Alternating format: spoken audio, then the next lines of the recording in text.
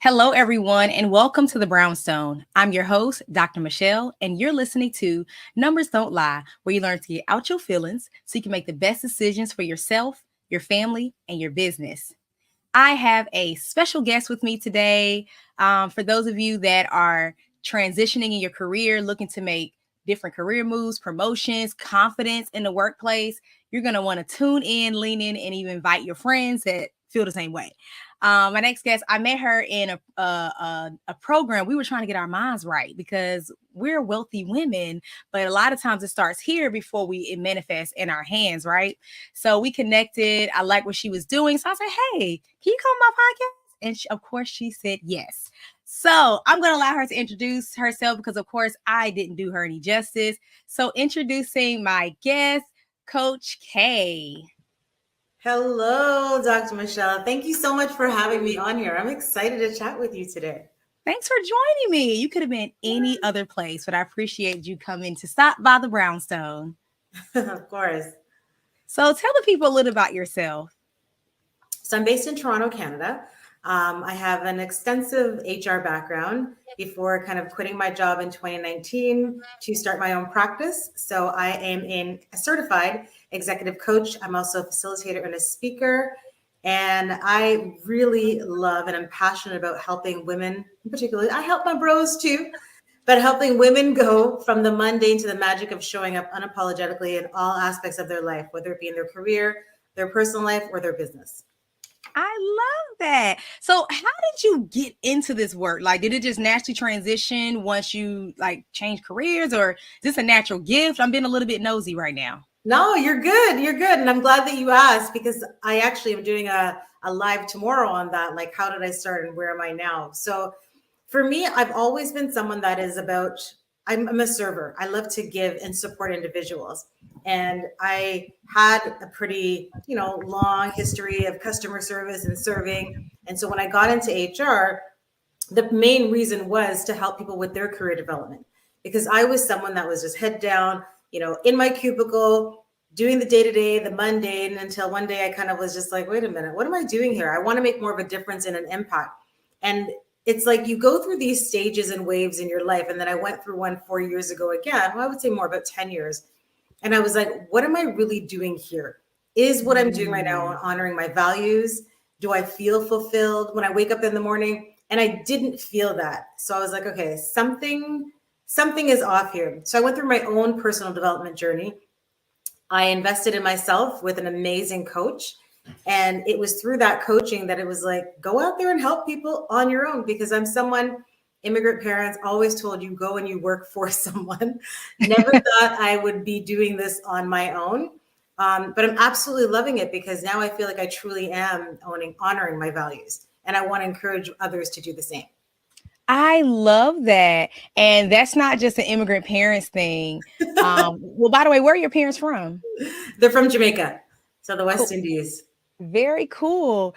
I think it's a generational thing. Like you and I think are in the same generation where our parents told us go to college, get a job. And That's right. that was a story. And Mhm. my mom, my parents weren't entrepreneurs. I didn't see any successful examples of entrepreneurs. So it was just like that never was a part of my career trajectory. So to see that I'm here now, it's just like, oh, okay. Yeah, but See what the Lord has done. and they say like representation does matter because Yeah. I do have some entrepreneurs in my family, but they're not close. They're kind of like Mm. distant, and I always saw them as just being hustlers. Like they were hustling, like they made it seem like it was so hard. But I Yeah. mean, I'm not saying it's rainbow and butterflies every day over here, but I have to say that since I've made this transition, I'm like leaps and bounds ahead in my life and my professional career that I've ever been. And so I love it's just that it. feeling of being able to get up every day doing the work that I love to do. That's awesome. Yes, Coach K. So who came up with the name Coach K? Was that you that did like one of your participants coined that for you? Oh, who came up with the name Coach K? I think it was one of my coaches. I think it was one of my Oh, coaches. I think it just came out randomly because Coach Kadine is just almost like, I guess, hard to say or long to say. So he's like, I'm gonna just call you Coach Kid. I'm like, okay. And it just stuck. It's really just stuck. I think even some of my clients find it hard to call me Coach Kadine or even just Kadine or Coach. They always say Coach K. oh, I love it. So, what has been your biggest challenge coaching adults in Hmm. this career space? Because I've worked with children, but adults, Yeah, we're interesting people, right? We are interesting human beings. I would say the biggest challenge is getting them out of their heads.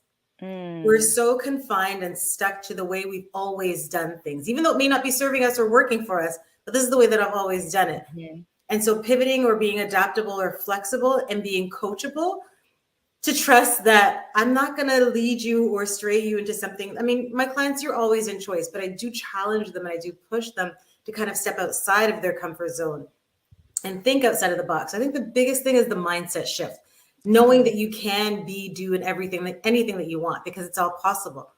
But just getting in our own way. So that's what I think would be the biggest challenge. Once we overcome that challenge, then it's like, oh, I actually can do this, or things are not as hard, right? So I think it's that's mindset. good.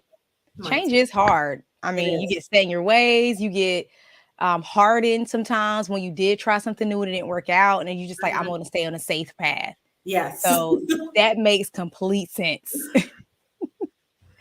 So thinking about, how you coach the adults, Mhm. what specific KPIs, and for those of you that are listening, KPIs are key performance indicators. What KPIs do you focus on when evaluating, like, yes, this program is actually working? Like, what are you actually looking for?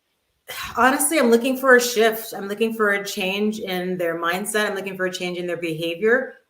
And each client is unique, right? So it really depends on what did they come into the coaching relationship for? Did they want to gain more confidence? So now can they stand up for themselves when they're in a board meeting, or can they just show up differently? Maybe it's their goal was to find a job, and the tools and resources that I provided them, they were actually able to successfully land a new job. So there's different KPIs in the ways that I measure it, but it's all about what the client's struggling with, meeting them where they're at, and then providing them with what they need to get them to where they want to go I or where love they want that. to be. So, what has been like the theme that when people come to see you, like, what's just usually their biggest challenge? Like, I need help doing. Confidence, clarity, focus. Um, I would say that a lot of people right now are really struggling with clarity. I think Mm, there's so much noise going on. And just belief in themselves, imposter syndrome, limiting beliefs. Those are some of the really big ones right now. that's good. That's so interesting because I feel like 5 years ago, we would have just tried to do this on our own. You know what I mean? It's just Yeah. like, well, I'm just going to pray about it or it'll get better. And maybe that's some people listening today where it's just like, this is just a phase, or I'll get over it, or I'll develop it. So Yeah. I think that's really cool that you actually coach people in a place that typically we would try to do on our own. But if I'm honest, a lot of us never come out of those spaces. No. And it's just a revolving, like nothing changes if nothing changes. And Hmm. to me, you have nothing to lose. I always say once you make the decision, whether monetary or otherwise, to invest in yourself, you can't lose. Like there's no way that you can lose when you're making an intentional investment in yourself. I And love what do that. you have to lose really? If you've been constantly doing something one way, you have more to gain than just by trying and engaging with a mentor or a coach or someone that really wants to see you win and to achieve all that you want to do. Because that's in essence what a coach does is where you're your cheerleaders, we're your champions. We're there to give you a different perspective and to open to you up to other possibilities, right? So you have nothing to lose. And I you're love always in that. choice. So you can always say, no, I'm not going to do that. No, I don't want to, unpack that because some of it is about unpacking and unlearning some of Mhm. your past behaviors and mindsets, right? So it's work. I've done it and I'm still doing it. So I could say that it's work, but well worth it. Well worth it. I love that. That's good because yeah, child. I don't know why we're so scared. Like, and it's like I know change is hard, but I always just think about like, what happens if I do nothing? Like, will I be Mm-hmm. satisfied with my life if I just keep going like this? And a lot of us will say no, Right. but the transition part happens. Like, what are you going to do about it? And Exactly. like I was just talking to my sister the other day about how she was talking to someone that's like literally complaining about the same thing all the time. And I'm like, I can't listen to that because at some point, what are you going to do about it? Like, does it Exactly. not get old complaining about the same thing? Like, do you not get tired of hearing your own self? talk about how Mm-hmm. much you don't like your job, your coworkers, or I don't feel like I'm living my purpose. So it's like, what are you going to do about it? Exactly. Exactly. And that's one of the first questions that I ask clients is when we start working together is, what do you want? Mm, If you could be, do, and have anything, what would it look like? What do you want? Because unless you figure out or know what you want, it's really hard for you to have it. And then we start with maybe the visualizing or the shifting of your mindset. But it really starts with, what do you want? That's your foundation, your anchor. That's going to motivate you and encourage you to kind of want to pursue it and move forward. Like I'm so anchored in my why right now. Like I'll never say never because you just never know. Um, but I can't see myself going back to a full-time 9 to 5 rule mhm. with the freedom and flexibility that I have right now. I can't see it. I mean, they would have to come real correct with an offer, and I would have to have that freedom and flexibility. And I don't think a Mhm. corporate 9 to 5 can give me that. That's real. Listen, what could you do with an extra $25,000? I'm sure your mind went so many places: a building, supplies, software, team. Well, if you want to beef up your revenue strategy for 2024, I advise you to check out our Grant Success Unlocked Black Friday special. We are in the grant writing business and we want to make sure we get the funds to those that are doing great work in their community. So if you have not considered grant funding as a part of your revenue strategy, we want you to seriously consider it today. Head on over to www.grantsuccessunlocked.com/Black Friday now. You're going to see great deals. It's a fully comprehensive package. And all you have to do is show up. We handle the rest. So head on over to www.grantsuccessunlocked.com/Black Friday. You're listening to KCCR Cityscape. Make sure you check us out online at brownstoneworldwide.com as well as on Facebook. We're so happy to engage with you. So make sure you go check us out there as well as Instagram.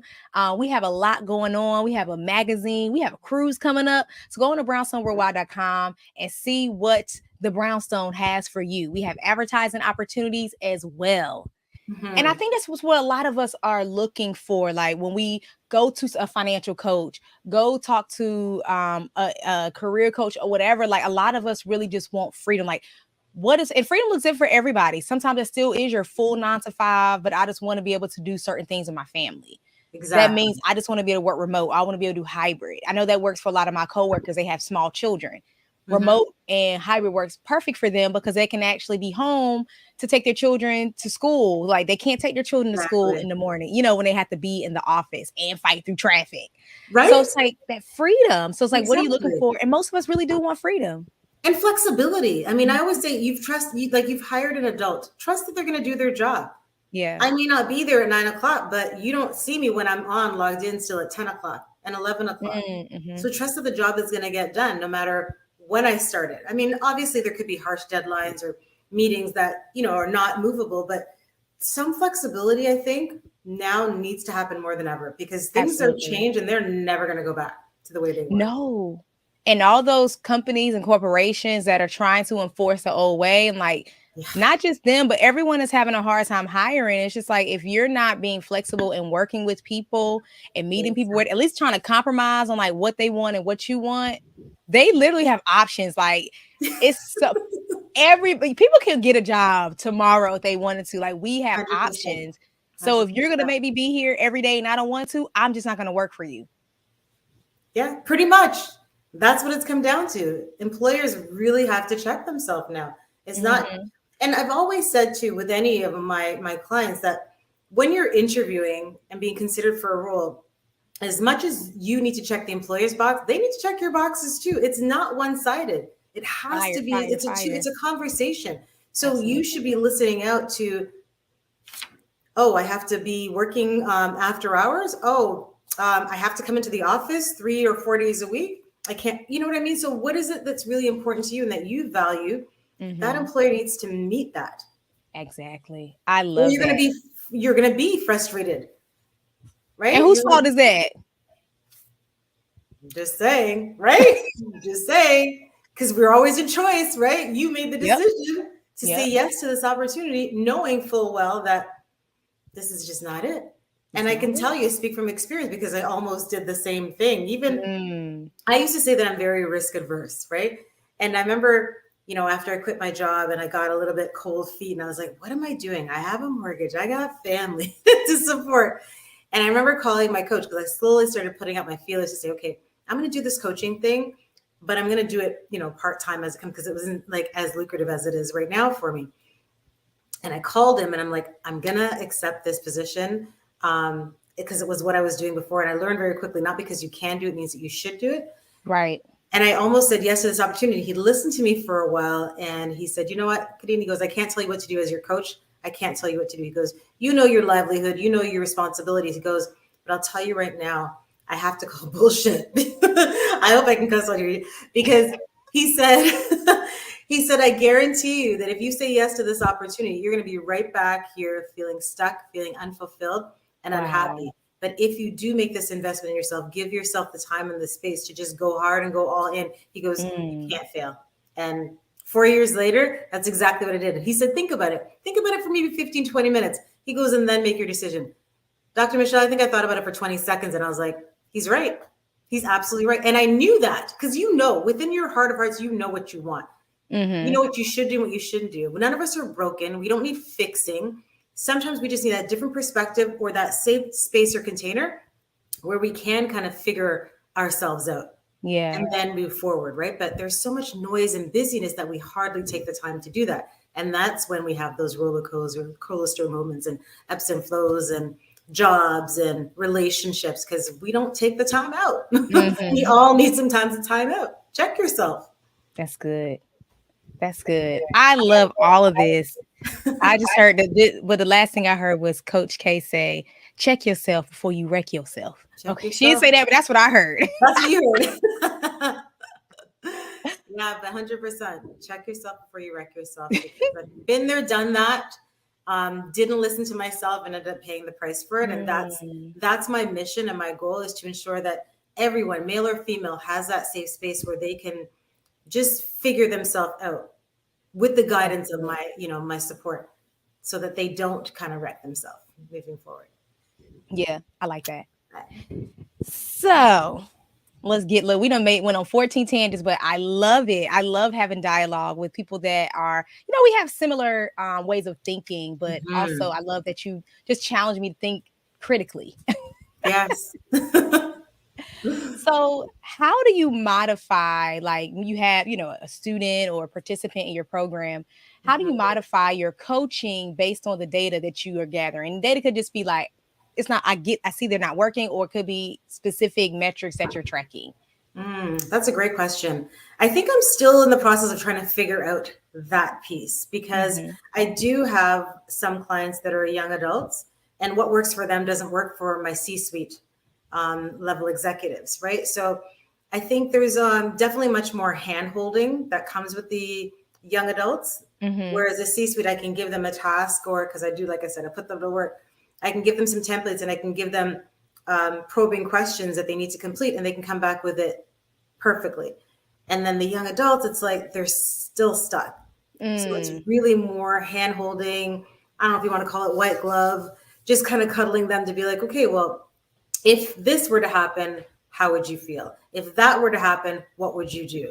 Right? Actually really kind of talking them through it. So I feel like I'm still kind of trying to figure that out. What's really working well based on, who I'm speaking with. But because I use a very holistic approach to my coaching anyways, it works. But that's a really good question that you asked is how can I ensure that different methods and methodologies. So I'll have to for 2024, I'm all about getting into the numbers and the strategies and looking at metrics and stuff because to be honest, I haven't really been paying that much attention to it. But it sounds like you're already on the right track because you're already seeing a trend. So when I say data, a lot of times people just do think numbers and, that is a lot to do with it. But it's just information and it's any piece of information that's going to help you make the next best decision. And it sounds like you already seeing like two different populations of people.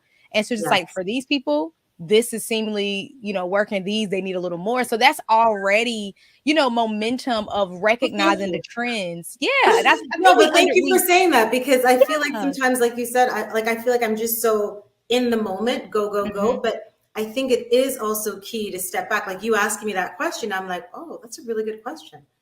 So now I almost want to go back and look at, okay, clients for 2022, clients for 2023, what was the trend? Mm-hmm. Right? Because that data is also important for me to know instead of just kind of being in the moment and in the space, which is how I typically operate because everyone's unique. Yeah. Yeah. And I have a business like that too. And I'm slowly starting to see like this is what people want when they come to me because all Yes. I was talking about this on I did a live on Instagram about testing. And when you have a few participants or only have a few eyeballs on something, they Mm-hmm. could want like totally different things. So you have five, let's say you have five in your program. It could be five literally different personalities. They all want something different. But Right. then by the time you get 100 people, and they only are maybe have five different distinct things, that's very few compared to the 100. It's like, oh, that's only five things for this 100 people. So it's just like it's just like a numbers thing. Like when you are only working with a small for a little bit of time or with a small group of people, it really is hard to tell what is like the trend, what is a pattern, what is in common because it's like all Right. over the place in the beginning. Agree. But the more you do it, the more you start to see, like, oh, it's only this, this, and this. That's really what people come to me for. And this is what my services are going to be around. But it will help you with everything. And that's why I'm saying it's so important that I do take the time to step back because it'll impact my marketing strategy, my target audience when I'm speaking to them, when Mm. I'm putting content out there and adding value, on social media platforms that I show up. So it's definitely something in 2024 that I want to be more mindful of. I just haven't, things have just been so busy that I've just been like going. But yeah, I definitely want to kind of tap into those numbers. I might reach out to you and be like, Dr. Michelle, how can I do this? Yes, I would love to talk to you more detail, but it sounds like you get it too, because a big part of what I've Yeah. been having to do over this last year is a lot of education. And I've been Mm, talking about the data and the numbers so much. Like now people are starting to get like, oh, I need this to, like you said, for my marketing. I need to know who I'm exactly. talking to. Like, what are these people? Who are these people that I'm attracting? They have some commonalities. And if you can actually articulate them, you can go find more people like them. So it really does make your job 100%. easier. That's why data driven organizations are 19 times more profitable because they're talking to the Mm, right people, they're attracting people, they're retaining their people better, they're yeah, making better decisions, quality decisions. So it's really not just about what's trending, what's popular. That may not always work for your people. It's really exactly. about what does the data say? And it doesn't have to always be hardcore numbers. Getting their feedback is still data, and you using that to change how you do some things. Yeah. It allows you to pivot and to kind of go in the right direction. Definitely. You got to answer my next question about what is something that you're looking forward to implementing. So we've already heard. Woo, systems. So More I love that. systems. Yeah, Tell us more automating about some of my that. processes for sure. I love that. That's something that I focus on too because of course, the data, the numbers cool, but it's just like what do you do with it? Hmm. And you use it to build your systems and to be more efficient. So that could be as simple as like, well, the data shows that this is my avatar. These are the people that I'm attracting. Well, first of all, how do you even get that information? Me, Hmm. when people get on a call with me, I'm asking them a couple of questions because I want to know about you. I want to know what the Right. trends are. Who's like, how old are these people? Do they have a track record of using data? How long have they been Mhm. in business? So I ask some, not a lot of questions because that's how I'm learning who is coming to see me, and that's all a part of my system. You book a call, the questions get asked, it comes to me, the call is scheduled. All I did was set it up. But it's That's so true though, because then you can kind of tweak how to have these conversations too. So I like that. And I do something similar with my discovery calls too with my mhm. clients. So Yeah. yeah, very similar. And no, and that's information. I don't know if you ask any questions on like the form before they actually go on the call, but that's information that if you're not looking at, and listeners, if you're not looking at that, take a look at it. I actually had a friend slash client. She was asking questions, but she was not really going back to really look at it and see the trends. So Mm. if that's a little free nugget for you Guilty. today. Guilty. I look at the questions before I have the conversation with the Yes. person, but do I go back to it? Nope. Unless they actually become a client, then I might. Hmm. But then Yeah. it's still like something that would be great to go back to see, Hmm. okay, who are the people that are reaching out to me. Who are my Mm-hmm. people?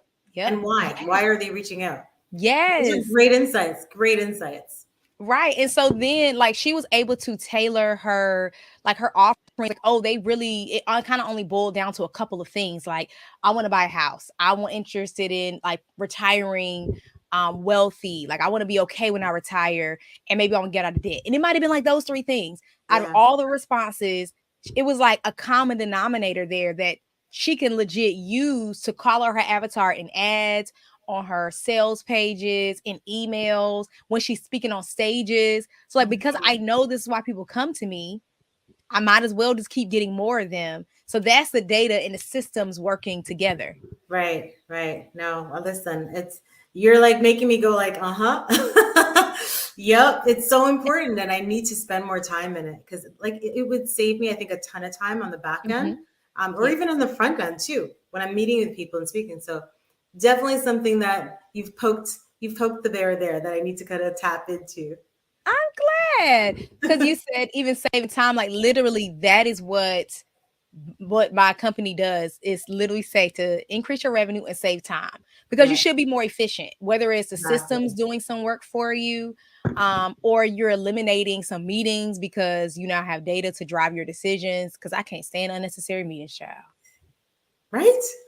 Ugh, This I could have been an email. Sometimes I'm like, this could have been an email. We didn't need to get this on a could have been call. an email. So yeah, Right. so that's a benefit of using data and systems. So I love that that's a part of your plan for Mhm. next year.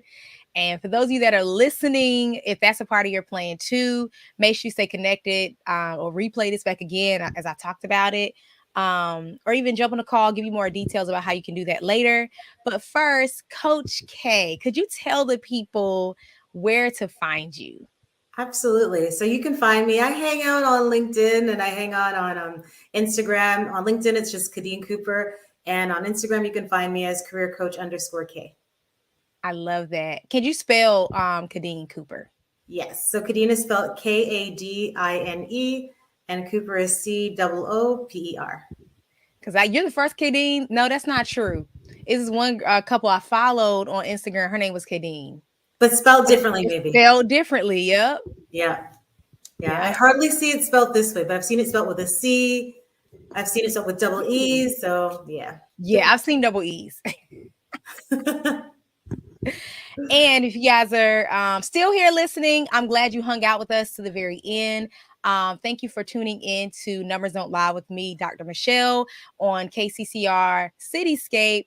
We are so excited that you are decided to choose us. You could be listening again to anyone else in any place else, but you decide to listen with us. Stay connected with us. You can check us out on brownstoneworldwide.com and check out the website because we have so many things going on. There's a marketplace, there's news, and there's Hmm. also a magazine, Brownstone Living Magazine. So going over to brownstoneworldwide.com, check it out, and then follow us on Facebook at brownstoneworldwide.com, as well as Instagram by the same name. And you can find me, Dr. Michelle, on Instagram and Facebook, and really much everywhere at Mogul Beginnings. That's Mogul, Mogul Beginnings.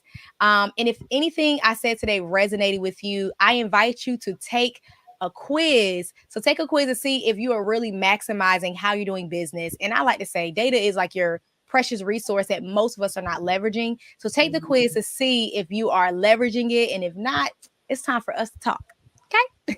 Agreed. Any other things you want to say to the people, Kadine? No, I just want to thank you so much for having me. And like I said, you kind of shed some light on some areas that I kind of like, it's not my strength. So I kind of, and I guess what I would say then is hire someone. I think Mm, one thing someone told me, a business coach told me when I first started, was if something is taking you more than like 20 to 30 minutes to figure out, she's like, it's not your area of expertise and you need to that's hire good. someone or call a friend. So that's what I would leave people with. Call Dr. Michelle, call a coach, call a mentor, call a friend. We were not meant Somebody. to do life and struggle through things alone. So That's good. their answers are out there. You don't have to struggle to figure it out. I love that. That's a great way to end the show. Thank you guys so much for tuning in, and I'll see you next time.